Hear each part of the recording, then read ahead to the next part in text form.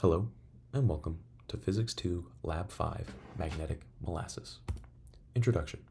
The purpose of this experiment was to examine and analyze the forces affecting a bar magnet as it fell through an aluminum tube, to record the time it took for the bar magnet to fall through such tube, then to create a computational model of an ideal scenario, and compare the observational and computational model to each other to then discuss their differences. The physics principles utilized in this lab were Faraday's law, which states how a magnetic field produces an electromotive force on an object, Lenz's law, which states that the induced electric current flows in a direction opposite of the change in induction, the Biot-Savart law, which describes a magnetic field generated by a constant electric current, Newton's second law, which is simply force is equal to the change momentum per change in time, or F equals ma, and Newton's third law, which states that for every action, there is an equal and opposite reaction. The equations utilized in this lab were Faraday's law, where EMF equals the change in flux over the change in time, the magnetic field of a current loop, the general equation for a magnetic field, the force of gravity, and the summation of forces principle.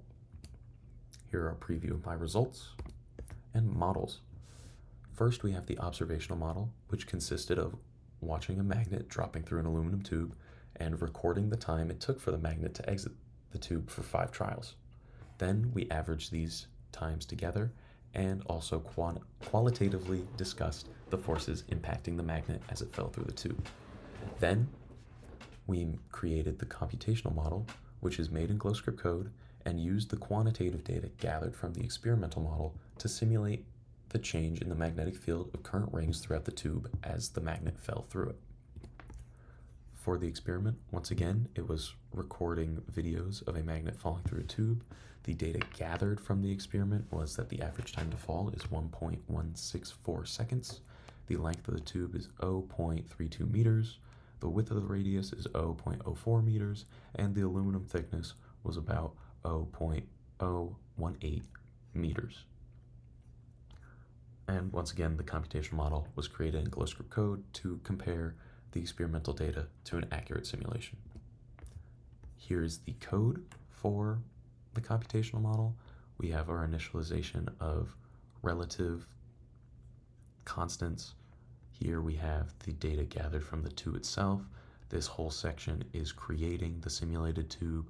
Here we have our mass of the bar magnet and the magnetic moment of the bar magnet, which was calculated in lab 3. Here we have our dipole function, and here we have our deflux dt function as well. And then continuing on, we have this whole while loop where it continuously updates the position and velocity and forces acting on the magnet as it falls through the tube. Here we initialize the force of gravity. Over here we initialize the force magnetic, and then we get F net by summing the two together. And finally, we use these values to update the bar velocity and the bar position so that it can accurately continue to fall through the tube. Here are the results. As you can see, it steeply falls down at the very beginning. Then the forces in the tube appear to almost counteract or add some resistance to the force of gravity. And once again, as it's leaving the tube, these forces become weaker and it once again begins to fall rapidly. Discussion. If the resistivity in the tube was reduced to near zero, the magnet would experience a braking force equal to that of the force of gravity. This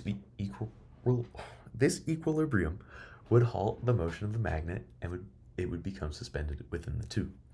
And if holes or cuts were placed into the tube, it would decrease the magnitude of the braking force.